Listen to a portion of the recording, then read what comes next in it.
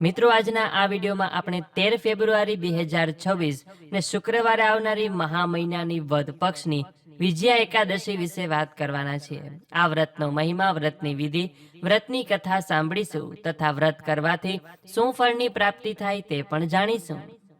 તો અંત સુધી મારી સાથે જોડાયેલા રહેજો, એકાદશીનો સત્સંગ કરજો અને વિડીયો પસંદ આવે તો કોમેન્ટ સેક્શનમાં એકાદશી નિમિત્તે જય શ્રી કૃષ્ણ લખજો. તો આવો ભગવાનનું હૃદયમાં ધ્યાન ધરીને આપણા આજના એકાદશી વિડીયોની શરૂઆત કરીએ. ઓમ નમો ભગવતે વાસુદેવાય નમઃ. મિત્રો, મહાશિવરાત્રી પહેલા આવતી એકાદશી એટલે કે મહા મહિનાની વદ પક્ષની વિજયા એકાદશી, કે જે દિવસે લક્ષ્મી નારાયણની પૂજા કરવામાં આવે છે. ઘણા લોકો પોતાની મનોકામના પૂર્ણ કરવા માટે પણ આ એકાદશીનું વ્રત કરે છે.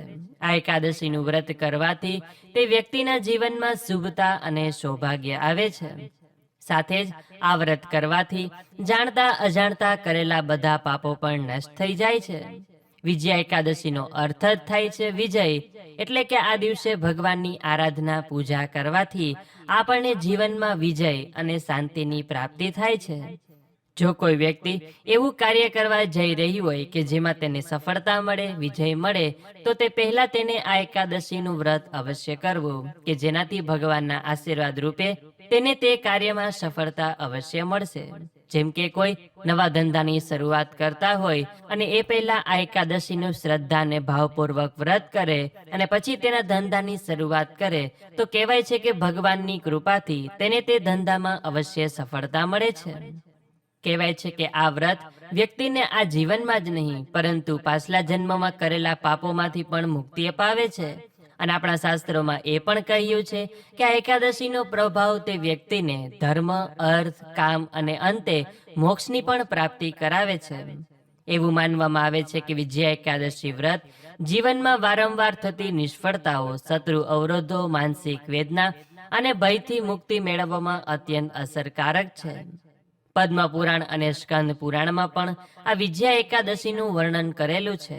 કથા અનુસાર ભગવાન શ્રી રામે પણ લંકા જીતતા પહેલા આ વિજયા એકાદશીનું વ્રત કર્યું હતું અને આ વ્રતના પ્રભાવને કારણે તેઓ રાવણ પર વિજય થયા હતા.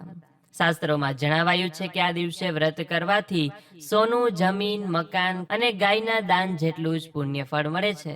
વધુમાં વધુ આ વ્રત વાજપેયી યજ્ઞ જેટલું પણ પુણ્ય આપે છે. કદાચ આપણને વાજપેયી યજ્ઞનું મહત્વ ખબર ન હોય, પરંતુ આપણા શાસ્ત્રોમાં વાજપેયી યજ્ઞનું ખૂબ જ મોટું મહત્વ બતાવેલું છે અને તેનાથી મળતું ફળ પણ ખૂબ જ વિશેષ છે. અને જો આપણે આજના સમયમાં તે વાજપેયી યજ્ઞ ન કરી શકીએ અને માત્ર વિજયા એકાદશીનું વ્રત કરી લે તો તેના સમાન પુણ્ય ફળની પ્રાપ્તિ થઈ જાય છે. તો આ એકાદશીનું વ્રત કોઈ પણ વ્યક્તિ કરી શકે છે. નાની ઉંમરના બાળકોથી લઈને મોટી વયના વૃદ્ધો પણ પોતાની શક્તિ પ્રમાણે વ્રત કરી શકે છે. ગર્ભવતી સ્ત્રી પણ આ વ્રત કરી શકે. માસિક ધર્મમાં હોય તો તે સ્ત્રી પણ વ્રત કરી શકે. અને જો ઘરમાં સૂતક હોય તો પણ દરેક વ્યક્તિ એકાદશીનું વ્રત રાખી શકે છે.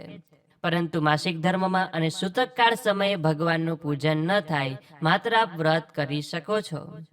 જ્યારે ગર્ભવતી સ્ત્રી પોતાની શક્તિ પ્રમાણે આ એકાદશીનું વ્રત કરી શકે છે.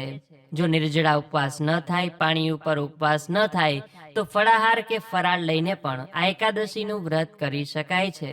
અને એમ પણ ન થાય તો માત્ર આજના દિવસે ભગવાનની સેવા પૂજા કરવી, ઉપાસના, પાઠ, મંત્ર, જાપ કરવાના, કે જેનાથી પણ આપણે એકાદશીનું ફળ મેળવી શકીએ. ઉપવાસ એટલે કે ભૂખ્યા રહેવું નહીં, પરંતુ ઉપવાસ એટલે કે ભગવાનની નજીક રહેવું. આજે આપણે ભગવાનની પાસે જેટલા રહીશું એટલું એકાદશીનું વધુ ફળ મળે છે.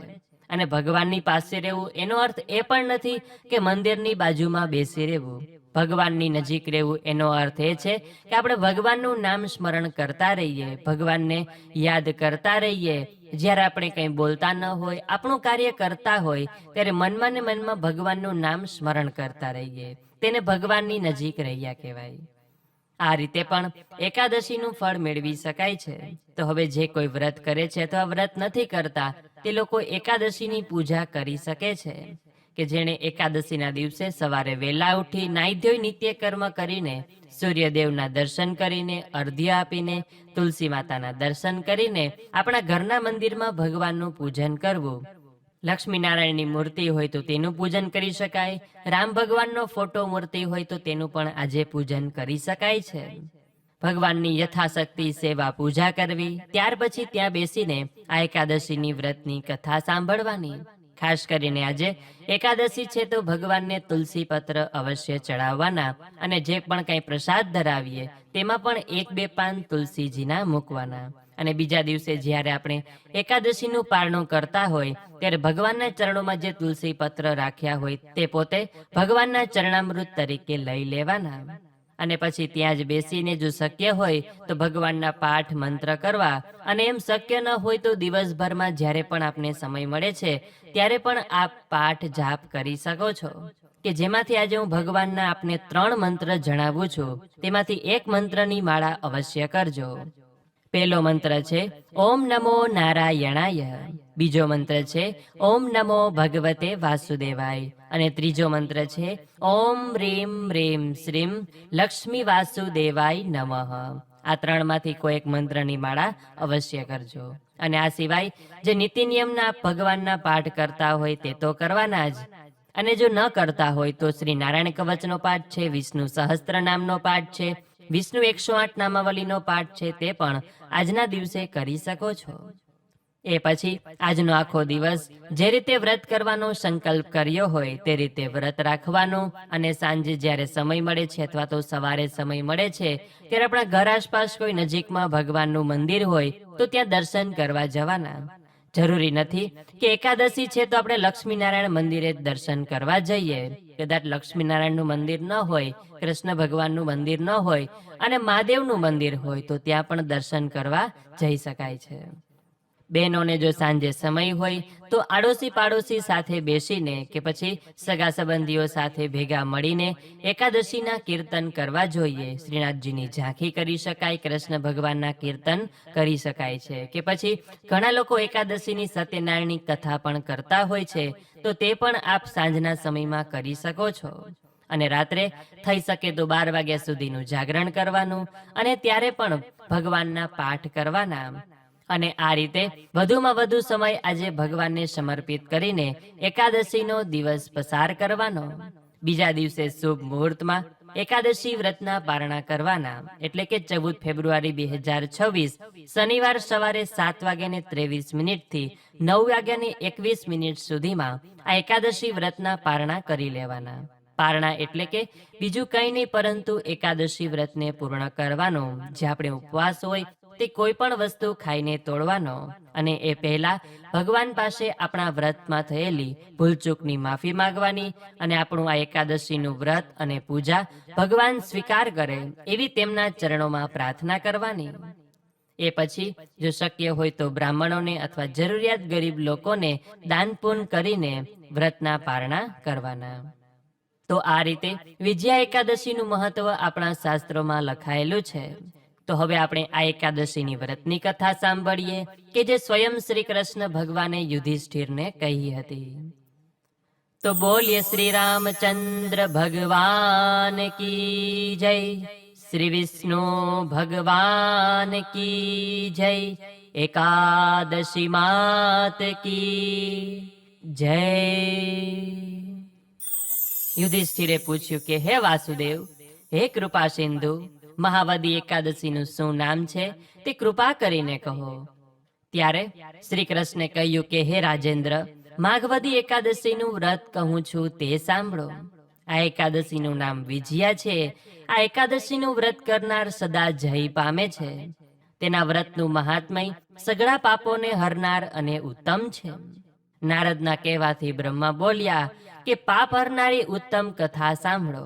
આ વિજયા વ્રત પ્રાચીન, પવિત્ર અને પાપનો નાશ કરનાર છે. આ વિજયા વ્રત કરવાથી મનુષ્યને જય મળે એમાં સંશય નથી.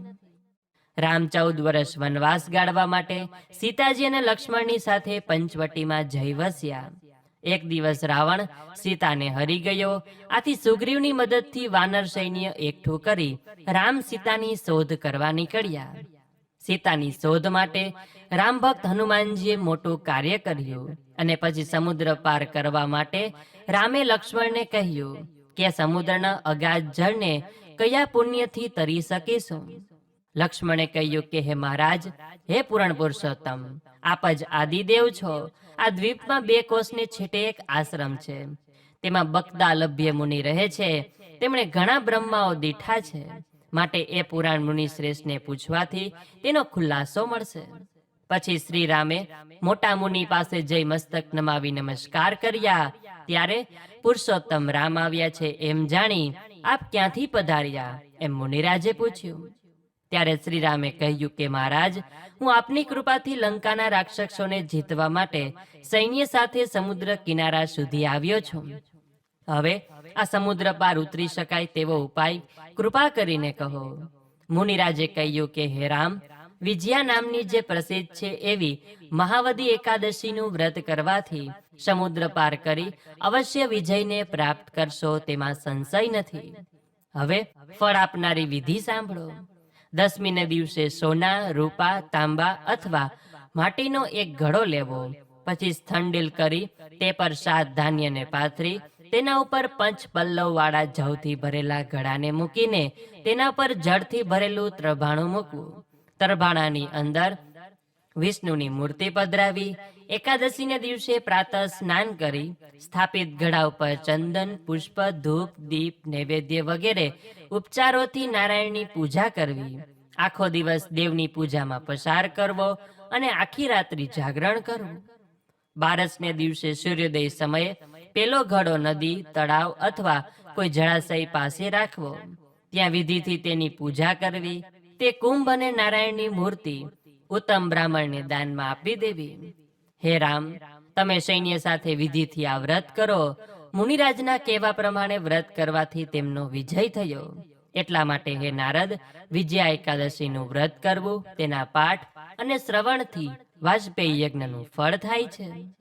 આવી રીતે સ્કંદ પુરાણમાં મહાવદી વિજયા એકાદશીનું મહાત્મય કહેલું છે. ઇતિ શ્રી સ્કંદ પુરાણે માઘ માસે કૃષ્ણ એકાદશ્યામ વિજયા નામ્યામ મહાત્મયમ સંપૂર્ણમ.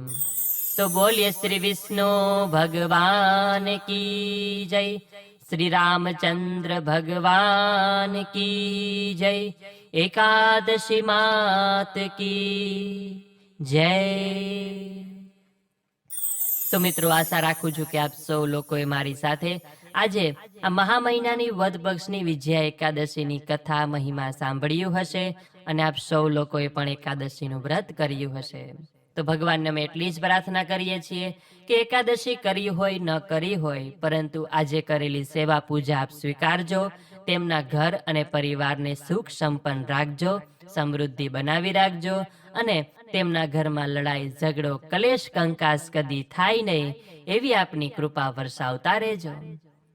તો મિત્રો, વિડીયો પસંદ આવ્યો હોય તો લાઈક કરી તમારા મિત્રોને મોકલી, અમારી ચેનલમાં નવા હોય તો સબસ્ક્રાઇબ કરવાનું ભૂલતા નહીં કે જેથી આવનાર અવનવા વિડીયો આપને મળતા રહે.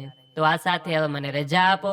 મળીશું ફરીથી એક નવા વિડીયોમાં. ત્યાં સુધી આપ સૌ લોકોને અમારી ચેનલના જય શ્રી કૃષ્ણ. ધન્યવાદ. મારી સાથે જોડાઈ રહેવા બદલ, મને સાંભળવા બદલ આપ સૌ લોકોનો ખૂબ ખૂબ આભાર.